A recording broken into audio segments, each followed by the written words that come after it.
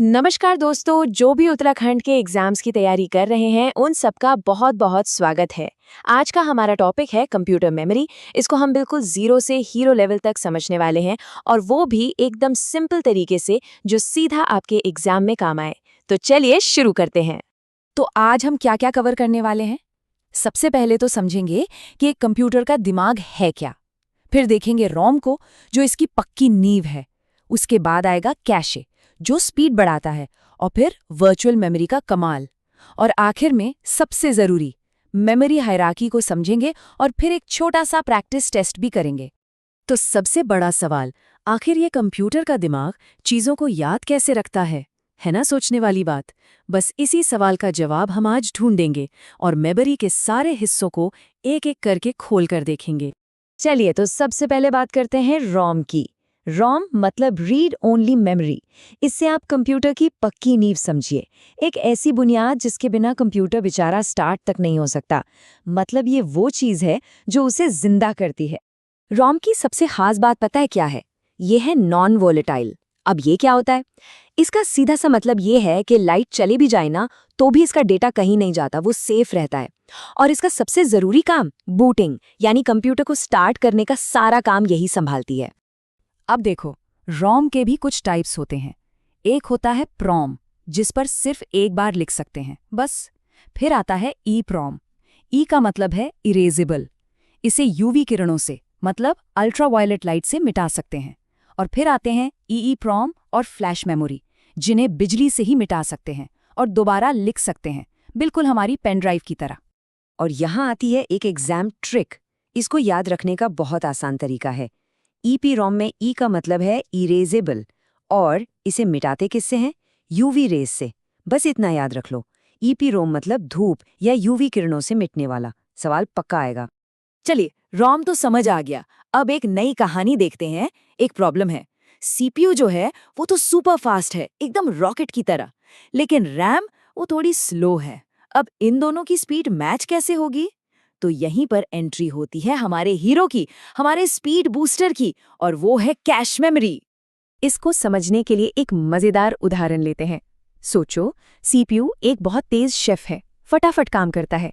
RAM एक बड़ा सा फ्रिज है जो थोड़ा दूर रखा है और धीमा है। तो कैश मेमोरी कौन है?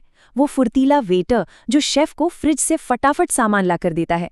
मतलब कैश मेमोरी ने सीपीयू और रैम के बीच का स्पीड गैप ही खत्म कर दिया। कैश का काम करने का तरीका है जमाखोरी वाला। जैसे हम लोग क्या करते हैं, जो चीज़ रोज चाहिए उसे पास में रख लेते हैं ना, बस कैश भी यही करता है। वो उस डेटा को अपने पास रख लेता है जो सीपीयू को बार बार चाहिए होता है। इससे सीपीयू को वेट ही नहीं करना पड़ता। अब एक एग्जाम अलर्ट। ये सवाल तो एग्जाम में बार बार पूछा जाता है कि कैश मेमोरी होती कहाँ है। तो याद रखना, ये सीपीयू और रैम के बीच में होती है। इस पॉइंट को अच्छे से दिमाग में बिठा लो। अच्छा, अब एक और सिचुएशन सोचते हैं। मान लो हमारा मेन वर्कस्पेस यानी रैम पूरा भर गया। अब क्या होगा? क्या काम रुक जाएगा? नहीं, यहीं पर अपना जादू दिखाती है वर्चुअल मेमोरी।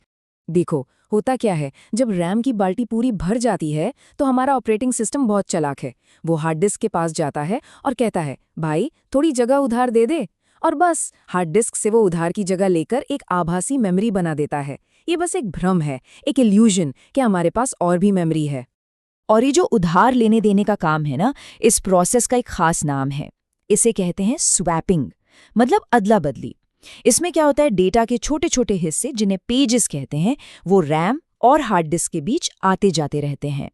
और इसको याद रखने की ट्रिक? अरे बहुत सिंपल है। वर्चुअल मेमोरी मतलब हार्ड डिस्क से लिया गया उधार। बस वर्चुअल मतलब उधार। इतना याद रखोगे तो कभी नहीं भूलोगे। तो अब तक हमने अलग अलग टुकड़ों में मेमोरी को समझा। चलो अब इन सारे टुकड़ों को जोड़ते हैं और पूरी पिक्चर देखते हैं। और इसे ही कहते हैं मेमोरी पदानुक्रम या मेमोरी हायरार्की। ये सबसे जरूरी कॉन्सेप्ट है।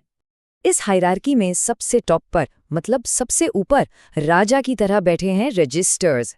ये सीपीयू के बिल्कुल अंदर होते हैं, उसका अपना पर्सनल एरिया। और स्पीड, अरे इनसे तेज तो कुछ होता ही नहीं है। ये है सबसे फास्ट। अब इस पूरी हायरार्की को समझने की एक चाबी है, और वो है एक्सेस टाइम। इसका फंडा बहुत सीधा है। जिस मेमोरी से डेटा निकालने में जितना कम टाइम लगेगा, उसकी स्पीड उतनी ही ज्यादा होगी। मतलब टाइम कम तो स्पीड ज्यादा, उल्टा हिसाब है।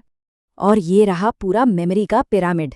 देखो, जैसे जैसे हम इस पिरामिड में ऊपर की तरफ जाते हैं, स्पीड तो बढ़ती है, पर साइज छोटा हो जाता है और जेब पर भारी पड़ती है, मतलब महंगी होती है। और जैसे जैसे नीचे आते हैं, स्पीड कम हो जाती है, पर साइज बहुत बड़ा मिलता है और सस्ती भी होती है। बहुत बढ़िया, सारे कॉन्सेप्ट्स तो हमने समझ लिए। अब बारी है एक फटाफट रिवीजन की, ताकि ये सारी बातें एग्जाम के लिए दिमाग में एकदम सेट हो जाएं। चलो एक बार जल्दी से देख लेते हैं। रजिस्टर्स सीपीयू का पर्सनल एरिया, सबसे तेज। कैश हमारा फुर्तीला वेटर। रैम हमारा मेन काम करने की जगह। रोम पक्की नींव। और वर्चुअल उधार वाली मेमोरी। और स्पीड का ऑर्डर याद रखने के लिए ये ट्रिक याद कर लो। रेजी, कैश, रैम, रोम, डिस्क, बस। चलो पहला सवाल, इनमें से सबसे तेज मेमोरी कौन सी है? ऑप्शंस हैं कैश, रैम, रोम या हार्ड डिस्क। सोचो सोचो, और सही जवाब है ऑप्शन ए, कैश। लेकिन यहाँ एक बात पर ध्यान देना, ये एक ट्रिकी सवाल है। असल में तो रजिस्टर सबसे तेज होते हैं, पर अगर वो ऑप्शन में ही ना हो, तब हमारा आंसर होगा कैश मेमोरी। एग्जामिनर यहीं फंसाता है, तो ध्यान रखना। चलो दूसरा सवाल, कौन सी मेमोरी है जो यूवी किरणों से मिटाई जाती है? याद करो हमारी ट्रिक। E for EPROM. बिल्कुल सही। और आखिरी सवाल, स्वैपिंग शब्द किस मेमोरी से जुड़ा है? याद आया उधार वाला कॉन्सेप्ट? जी हाँ, वर्चुअल मेमोरी। तो दोस्तों, ये था कंप्यूटर मेमोरी का पूरा पोस्टमार्टम। उम्मीद है सब कुछ अच्छे से समझ आ गया होगा। आने वाले एग्जाम्स के लिए ऑल द बेस्ट। और हाँ, एक बात मत भूलना, वो मेमोरी हायरार्की वाला पिरामिड, उसे अच्छे से याद कर लेना, क्योंकि सबसे ज्यादा सवाल वहीं से बनते हैं।